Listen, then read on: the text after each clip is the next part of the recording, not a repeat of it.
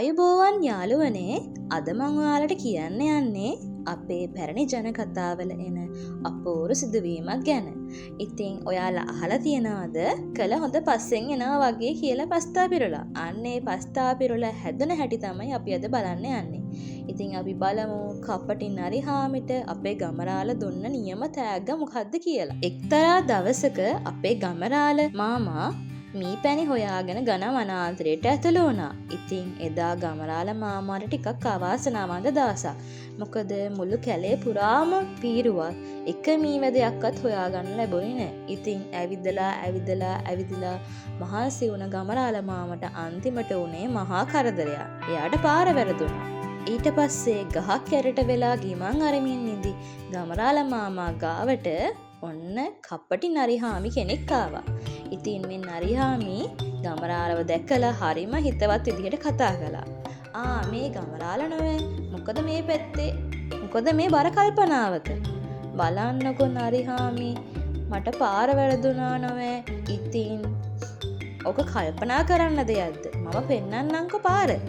හැබැයි ඉතින් මටත් ඔය පොඩි පහේ වාසියක් කරන්න ඕනේ ගමරාලත් බොහොම අවංක මිනිස්සයා. ඉතින් ඒක මට මහලොකු කච්චක් අපි කළගුණ දන්න මිනිස්සු නෙවෙයි කියලා ගමරාල නරියාට පොරොන්දු වුණා. නරියා ඉස්සර වුණා. ගමරාල පස්සෙන් ගියා. නරියා ගමරාලව ආරක්ෂිතවම ගෙදරට එක්කගෙන ආවා. ගමරාල හාමි බොහොම ගුණ යහපත් කෙනෙක් බව දන්නා නරියා තමන්ට ලොකු තෑග්ගක් ලැබෙයි කියලා හිත හිටියා. ඊට පස්සේ ගමරාල ගෙට ගිහින් ලොකු ගෝණියක් අරගෙන කර තබාගෙන ආවා. ඔන්න මගෙන් නරිහාමිට පුංචි තෑග්ගක් කියලා ගමරාල ගෝණිය දුන්නා. නරියා හිතුවේ මේක ඇතුලේ ගොඩාක් රස කෑම, රස කුකුල්ලෝ ඉන්නව ඇති කියලා.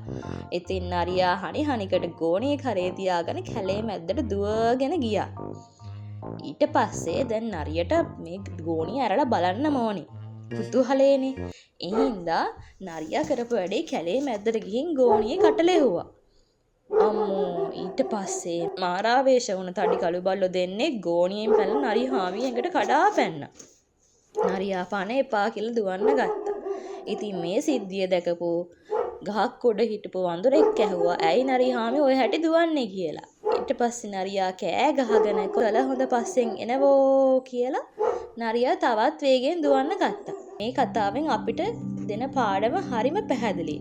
යහපත් දෙයක් කළාම ඒකට කෘතඥ සලකන අයනවට අයහපතක් කරන්න හිතන ගුණමක මිනිස්සුන්ට අන්තිමේ වෙන්නේ මේ නරිහාමිට වුණ දේම තමයි. ඒ වගේම තමන් කරන නරක වැඩ තමන්ගේ පස්සෙන් කවදා හරි එනවා කියන එකත් අමතක කරන්න එපා. ඉතින් ඔයාලත් මගේ වීඩියෝ එකට කැමති නම් ලයික් කරලා තව ලස්සන ජනකතා අහන්න ආස නම් මගේ channel එක subscribe කරන්න.